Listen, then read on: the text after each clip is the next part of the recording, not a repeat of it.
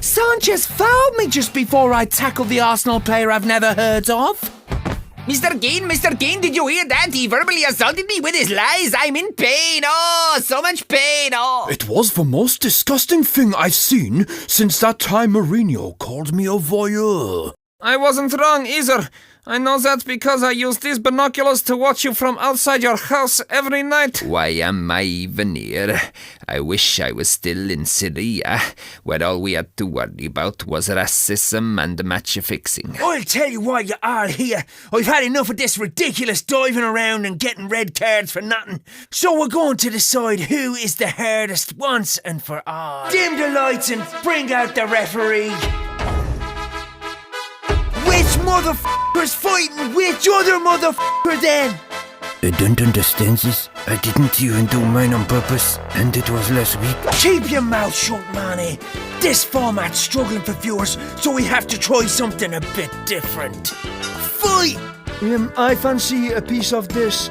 I've had a few shocking weeks and need to win at something to show Colleen I'm worth fighting for.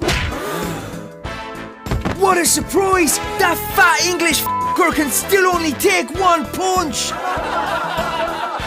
Don't even think about upstaging me on my own show. Is that a threat? That's a threat. Okay, I have no idea what is happening, but I suppose I'd better be aggressive towards you, Mane, mainly because you're there, and I get bored otherwise. Okay, I will also do the same.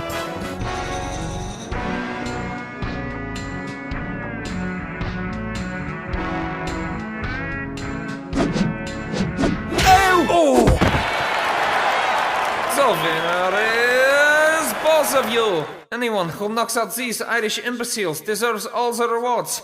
Congratulations. Oh! I may be unconscious, Mourinho, you egotistical idiot, but I can still swing my bat. Good night. One of my first training sessions, and I got the ball, passed it to Gary Neville. He was on my team in the training session, and that was, in a normal, any world, that was a great ball, good ball, pass your teammate and you go up the pitch. And then Keane just turned around and just started going, pass it forward, take risks, you're not at Leeds or West Ham now, you're Man United. And I stood there and thought, this guy is crazy, man, what's he doing? I could just pass it to a teammate, surely that's what you taught as a kid, I'm doing alright, I'm sure. And not until later on that day I got home and I was thinking, this guy's nuts, how am I going to start dealing with this guy on a daily basis? And I realised that, yeah, you've got to take chances, and that's how I ended up playing my career, and not just passing the simple ball to Gary or to the guy 10 yards away. I was trying to get the ball into the strikers, into the Van Nistelrooys or the Rooney's or the Ronaldos to make a difference so they turn and are facing the other team's back four. But he was aggressive in that sense, but I like that stuff. Roy Keane demanded standards of players. He demanded players, even if he wasn't performing great in training, he demanded other people apply themselves properly. For me, he led the team in an unbelievable way. You know, he was direct. Everybody knows that.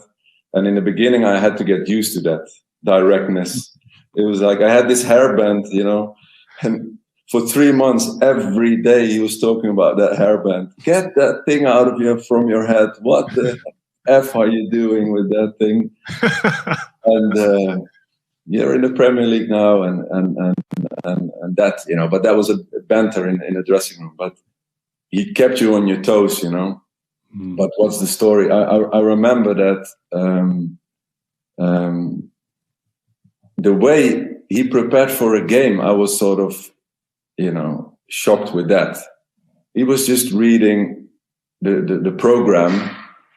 I see him sitting there in the dressing room, so calm, so easygoing. It's like he was having a relaxed read, you know.